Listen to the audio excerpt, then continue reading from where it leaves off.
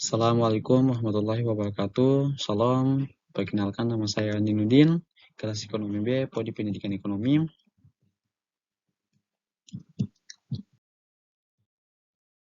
Pada video kali ini mengenai materi pendidikan kewarganegaraan.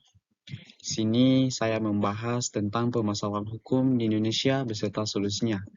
Ada 4 masalah hukum yang saya ambil karena menurut saya sangat menarik untuk diulas. Masalah penegakan hukum di dunia pada umumnya dan di Indonesia pada khususnya masih memiliki cerita yang kelam. Masyarakat kerap merasa hukum di Indonesia tumpul ke kawan dan tajam ke lawan. Aparat merasa sudah bekerja sesuai aturan perundang-undangan karena terbukti banyak pejabat yang masuk jeruji besi. Adapun masalah yang pertama yaitu faktor hukum. Hukum dibuat oleh pemerintah berdasarkan Undang-Undang Dasar tahun 1945. Masalah bisa terjadi apabila peraturan yang disahkan bertentangan dengan Undang-Undang 1945, bertentangan dengan hierarki perundang-undangan di atasnya karena dirasa merugikan masyarakat, karena tidak sesuai dengan kebudayaan negara, bahasa, di peraturan kurang jelas, dan lain-lain, maka bukan tidak mungkin akan terjadi demonstrasi, gugatan ke Mahkamah Agung untuk dilakukan peninjauan kembali, dan lain-lain. Solusi untuk mengatasinya bisa dilakukan dengan yang pertama, pengajuan kembali ke Mahkamah Agung tentang peraturan tersebut. Yang kedua, diadakan dialog terbuka antara pihak yang berkaitan, misal perwakilan pejabat, mahasiswa, dan organisasi masyarakat. Dan yang ketiga, dilakukan demonstrasi secara tertib dan tidak melanggar hukum untuk menyuarakan keberatan akan suatu peraturan. Yang kedua, yaitu faktor aparat penegak hukum. Sering kita saksikan berita bahwa aparat penegakan hukum terbukti bersalah akan suatu kasus. Adanya korupsi, penyeludupan barang ilegal, penggunaan narkoba, menerima suap, dan beberapa kasus lain yang membuat martabat para penegak hukum tercoreng. Masyarakat sering menganggap hukum di Indonesia masih jauh dari kata bersih. Adapun solusi untuk mengatasi faktor masalah dari aparat penegak hukum itu adalah: pertama, dibentuknya KPK yang bertugas secara independen untuk memberantas kasus korupsi.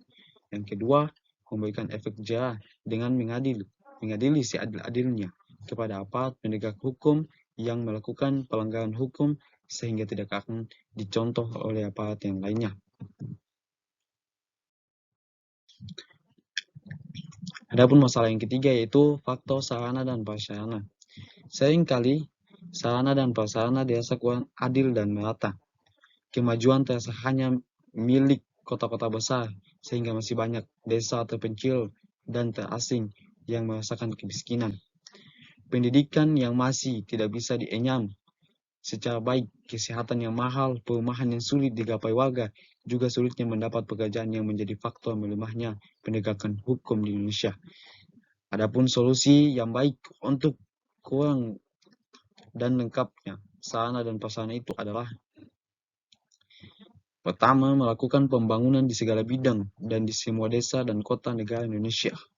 Memperbaiki kualitas pendidikan dengan memberi upah layak kepada guru honor. Melakukan tindakan tegas kepada sekolah yang melakukan pungutan liar. Membangun sekolah yang tidak layak. Membangun sekolah di desa tertinggal.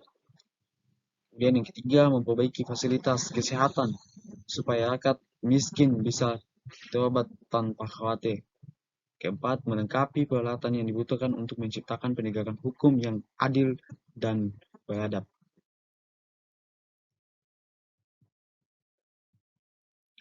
Yang keempat dan yang terakhir kalinya yaitu faktor masyarakat. Tingkat kesadaran masyarakat sangat mempengaruhi tegaknya hukum di Indonesia. Semakin masyarakat sadar akan pentingnya penegakan hukum, maka terciptanya keadilan sosial bagi seluruh rakyat akan mudah terwujud. Namun pengetahuan masyarakat masih jauh dari kata taat hukum.